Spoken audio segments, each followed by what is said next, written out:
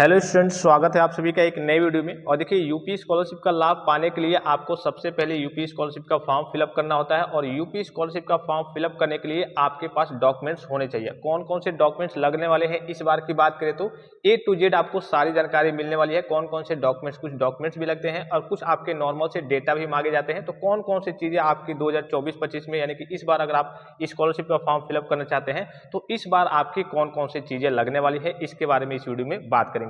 सबसे पहले सभी स्टूडेंट से रिक्वेस्ट है, जिन्होंने चैनल को सब्सक्राइब नहीं किया है, चैनल को सब्सक्राइब कर लेंगे, बेल आइकन को प्रेस करके ऑल पे जरूर क्लिक कर लेंगे। और जो भी स्टूडेंट टेलीग्राम चैनल को नहीं ज्वाइन किए, टेलीग्राम चैनल को ज्वाइन कर लेंगे। यूपी स्कॉलरशिप से संबंधित हर एक प्रकार की ऑफिशियल और ऑथेंटिक जानकारी सबसे पहले पाने के लिए टेलीग्राम का लिंक मैं आपको इसी वीडियो के डिस्क्रिप्शन बॉक्स में दे रहा हूँ। वहां पे क्लिक करके आप डायरेक्टली ज्वाइन कर सकते हैं, या फिर जो यूट्यूब चैनल का नाम है वही टेलीग्राम चैनल का भी नाम है, तो आप टेलीग्राम पे जाकर के सर्च करेंगे फैक्ट टेक्सा, तो वो चैनल आ जाएगा, उसको आपको ज्वाइन कर लेना है।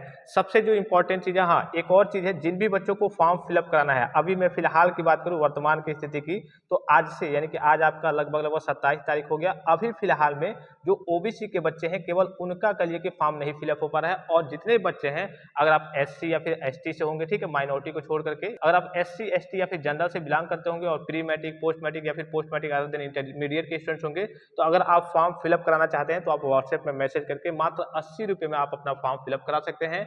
कोई गलती नहीं करनी है। आप चलिए खुद, जैसे मान लीजिए बहुत सारे बच्चे 90% बच्चे क्या करते हैं, साइबर कैफे से फॉर्म को फिलअप कराते हैं, ठीक है, अच्छी बात है, चलिए कहीं से भी फिलअप करा लीजिए, लेकिन गलती नहीं करनी है। कभी कभी साइबर कैफे वाले भी गलती कर देते हैं, बच्चों का फॉर्म रिजेक्ट हो जाता है, फिर बच्चे आगे चल के कहते हैं कि ये हो गया, मेरा पैसा नहीं आया। क्योंकि अगर आपका फॉर्म सही तरीके से, सही ढंग से फिलअप नहीं होगा तो जाहिर सी बात है कि आपका जो फॉर्म है वो रिजेक्ट हो जाएगा। और जब फॉर्म रिजेक्ट हो जाएगा तो आपका पैसा नहीं आएगा। तो आप व्हाट्सएप पे कांटेक्ट करके हमसे स्कॉलरशिप का फॉर्म फिलअप करा सकते हैं। बहुत ही मिनिमम चार्ज, बहुत ही कम चार्ज है। डॉक्यूमेंट्स के बारे में बात करते हैं। सबसे जो इंपॉर्टेंट चीज है, जो पहली चीज है, वो है आपका डिजी लॉकर का आईडी। आपके पास एक डिजी लॉकर का आईडी होना चाहिए। अब ये डिजी लॉकर की आईडी बनेगी कैसे, इसका प्रोसेस क्या होता है, इसके बारे में मैं आपको एक अलग से विशेष वीडियो प्रोवाइड करूंगा। हालांकि काफी सिंपल और काफी आसान सा प्रोसेस होता है, लेकिन मैं आपको एक वीडियो प्रोवाइड कर दूंगा, वो आप देख लेंगे। जब आप फॉर्म फिलअप करने जाएंगे वहां पे भी ऑप्शन आता है आपको बनाने का, तो वहां से भी आप कर सकते हैं और अलग से भी आप बना सकते हैं, ठीक है। तो इसका मैं आपको एक और वीडियो प्रोवाइड कर दूंगा। दूसरा है कि वैलिड मोबाइल नंबर, आपके पास एक मोबाइल नंबर होना चाहिए और वो कहिए कि एक्टिव होना चाहिए, एक्टिवेट होना चाहिए। जैसे कि रिचार्ज वगैरह की समस्या नहीं होनी चाहिए कि हाँ रिचार्ज खत्म हो गया है, ओटीपी नहीं आएगा, इस तरीके की समस्या नहीं होनी चाहिए। ईमेल आईडी आपके पास होना चाहिए, ठीक है, एक ईमेल आईडी, जेन्युइन सा ईमेल आईडी आप बना करके रख लेंगे। फिर नेक्स्ट चीज है आपका, देखिए, आधार कार्ड और वो मोबाइल नंबर से लिंक होना चाहिए। जो मैंने अभी आपको मोबाइल नंबर बताया, वैलिड मोबाइल नंबर, तो आपका जो भी आधार कार्ड है उससे एक मोबाइल नंबर लिंक होना चाहिए और वो मोबाइल नंबर आपका एक्टिव होना चाहिए।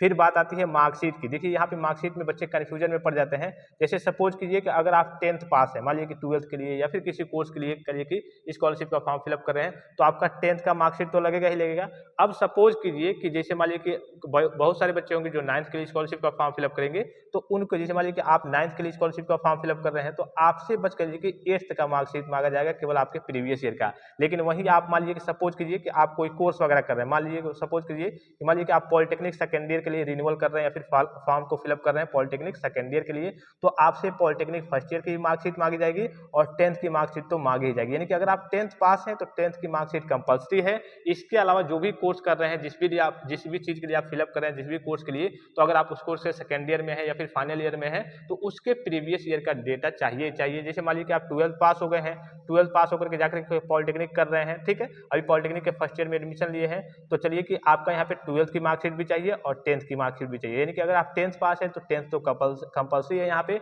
इसके अलावा जब भी आप स्कॉलरशिप का फॉर्म फिलअप करने जा रहे हैं, तो उसके प्रीवियस ईयर में जो भी आपने कोर्स किया है, जिस भी क्लास में थे, उसकी भी मार्कशीट यहाँ पे आपकी लगेगी, ठीक है। तो मार्कशीट के बारे में कंफ्यूजन आपके क्लियर हो गए होंगे। फिर अगर आपका, देखिए यहाँ पे इंट्रेंस, आपने ये बता दिया मैंने प्रीवियस ईयर और मार्कशीट दोनों के बारे में। इंट्रेंस रिजल्ट, जैसे कई सारे कोर्सेज वगैरह में अभी आप फिलहाल में एडमिशन लेते होंगे, तो इंट्रेंस एक प्रवेश परीक्षा होती है, उसके थ्रू जाते होंगे, तो उसका भी रिजल्ट आपका लगता है। उसके डेटा कुछ मांगे जाते हैं जब आप स्कॉलरशिप का फॉर्म फिलअप करेंगे कि हाँ आपने इंट्रेंस एग्जाम दिया है, कौन सा इंट्रेंस एग्जाम दिया है, उसमें आपने कितने प्राप्तांक आपके आए हैं, कितने नंबर आपने पाए थे, तो ये सारी चीजें मांगी जाएंगी। फिर बात आती है आपके इनकम सर्टिफिकेट, कास्ट सर्टिफिकेट और डोमिसाइल सर्टिफिकेट। एक चीज मैंने आपको इन्फॉर्म भी किया था कि इनकम सर्टिफिकेट आप अपना भी बनवा लेंगे और आप अपने गार्जियन का, अगर आपके माता पिता नहीं होंगे, उनकी डेथ हो गई होगी, तो आप जिनके यहाँ रहते होंगे रिलेटिव, जिस भी रिश्तेदार के यहाँ, उनका बनवा लेंगे, वो भी वही आपके गार्जियन के तौर पर भी फिलहाल में है। लेकिन अगर आपके माता पिता होंगे तो आप अपने पिता का एक इनकम सर्टिफिकेट बनवा लेंगे, क्योंकि इस बार और पिछली बार भी 2023-24 में भी स्कॉलरशिप का फॉर्म जब फिलअप हुआ था तो उसमें सीधे शब्दों में मेंशन था कि आपका नहीं लगेगा, आपके पिता का इनकम सर्टिफिकेट लगेगा। तो आप अपना भी बनवा के रेडी के रहेंगे और आप अपने पिताजी के नाम से भी एक इनकम सर्टिफिकेट बनवा लेंगे, ठीक है। फिर कास्ट सर्टिफिकेट, जाति प्रमाण पत्र, ये भी आपका चाहिए। जनरल के बच्चे होंगे तो उनका नहीं लगेगा, अगर जनरल में आप ईडब्ल्यूएस कैटेगरी चूज किए होंगे तो आपका लगेगा।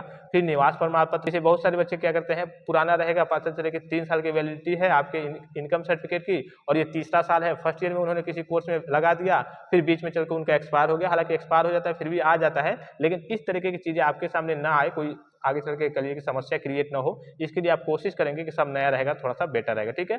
फिर आपके देखिए फीस की रसीद चाहिए, जहां भी आप एडमिशन लेते हैं तो वहां आपका फीस जमा होता है, उसकी रसीद चाहिए। एससी और एसटी के बच्चों के लिए कंपलसरी नहीं है। अगर आप हॉस्टल में रहते हैं तो हॉस्टल के फीस की रसीद चाहिए। इसके अलावा अगर आपका कोई गैप है तो आपके पास एक एफिडेविट होना चाहिए, गैप सर्टिफिकेट होना चाहिए। ये जाकर के आप तहसील से, किसी तहसील पे जाएंगे आप अपने एरिया के, तो वहां से बनवा सकते हैं। फिर आपके पास बैंक का पासबुक चाहिए, एक बैंक अकाउंट चाहिए, जिस भी जिले में आपका कॉलेज है वहां का बैंक अकाउंट आपका होना चाहिए, और फोटो चाहिए। आई होप की वीडियो आपको इन्फॉर्मेटिव लगा होगा। और भी किसी प्रकार का संदेह हो, कोई डाउट्स हो, किसी प्रकार की समस्या हो तो आप कमेंट बॉक्स में कमेंट करके पूछ सकते हैं। फिलहाल इस वीडियो में इतना, इजाजत दीजिए, धन्यवाद, थैंक्स फॉर वॉचिंग। मिलते हैं नेक्स्ट वीडियो में।